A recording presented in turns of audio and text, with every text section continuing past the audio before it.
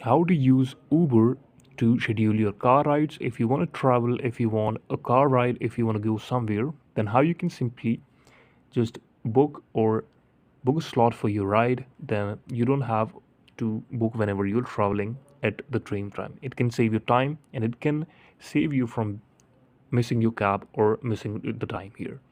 Now the main thing you have to do is open Uber application here. Make sure you have updated it from the Google Play Store and then open it right here. Log into your Uber account using your mobile number, your email ID and your password. And then here on the main Uber page, you have to simply select where you want to go.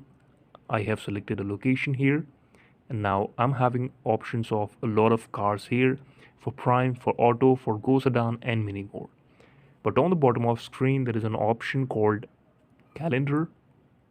In this calendar, you have to click it and then choose a pickup time, that at which time you want to leave your home so that the cab will be booked on the right time and you will be able to save your time. So this is how you can do it. Thank you so much for watching this video.